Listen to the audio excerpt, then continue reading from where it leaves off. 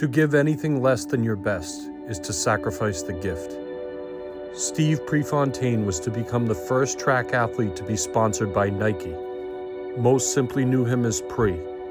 Pre was born on January 25, 1951 in Coos Bay, Oregon, a small blue-collar coastal town that's maintained its majestic beauty.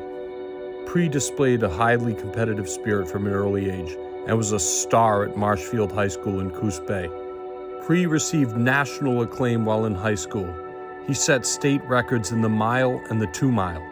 His senior season at Marshfield, he helped the cross-country team win the state title. This caught the attention of famed Oregon coach Bill Bowerman. Oregon was one of the great track programs in the country, and Bowerman was one of the premier coaches. Bowerman was a busy man besides being the head coach at Oregon. He was also a cattle farmer, and he was the founder of a company called Nike. Nike, of course, is the Greek god of war, and Bowerman was a huge fan of Greek mythology. People questioned whether Pre and Bowerman could coexist. Pre was known to be somewhat of a cocky and arrogant runner who believed in himself and wasn't afraid to tell you. He preferred to run races his way. In his eyes and in his words, a race is a work of art. He preferred not to drift and make a move at the end, but to dominate right from the start and lead from the front. He once said, "No matter how hard you train, somebody will train harder, and I am somebody."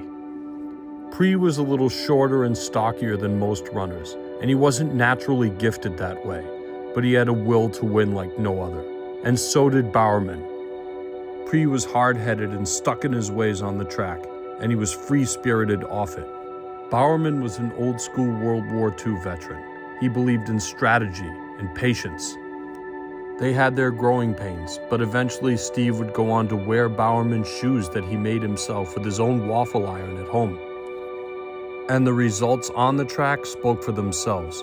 He would set records in the 2,000 meter, the 3,000 meter, the 5,000 meter, and the 10,000 meter with a time of 27 minutes and 43 seconds.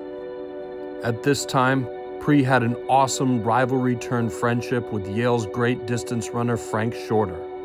They would eventually become teammates under Bowerman in the 1972 Olympic Games. Pre was a bringer of change during his collegiate years.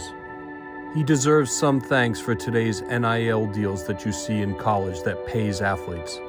Pre didn't think it was fair that those who ran the NCAA got rich, while the athletes themselves were struggling to get by. If you asked Pre at the time, he would tell you he was the best runner in the world. But the man he wanted to beat most was Lasse Viren of Finland. His main focus was defeating Viren in the 5,000 meter at the 1972 Olympic Games in Munich. Pre was confident going into the games, especially with his coach Bowerman by his side. There were some incredibly world-changing and heartbreaking events that happened at the 1972 Olympics, but I'm not going to go into it now. The games were delayed, but when they resumed, he finally got to face Lasse Viren head-to-head. Pre ran really aggressively at the Olympics, and he held the lead for much of the race. Pre was shocked at some of the physicality of distance running at the Olympic level, and how certain guys were throwing elbows to get him out of the way. So he just decided that he would run ahead of everyone and lead the entire time. Unfortunately, Viren was renowned for his finishing kick at the end of races. Pre gave everything that day. He once famously said, "I'm hoping it comes down to a pure guts race, because if it does, I'm the only one that can win." Pre faltered in the final 200 meters.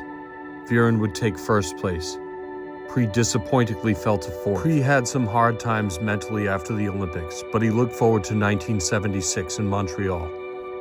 But Pre was taken from us 1 year before the Olympics on May 30th, 1975 in an accident.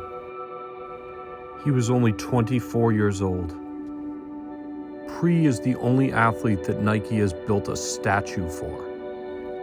The company founded by his coach, Bill Bowerman. Bowerman would make Nike one of the most successful companies in the world. No one will ever forget the indelible spirit of the fierce runner, the man who refused to lose. Pre could talk trash and back it up because he believed in himself. He believed all things were possible, and if you planned on beating him, You needed to believe that too, because he wasn't going to let you off easy. Pre and his legacy continue to inspire athletes across the globe.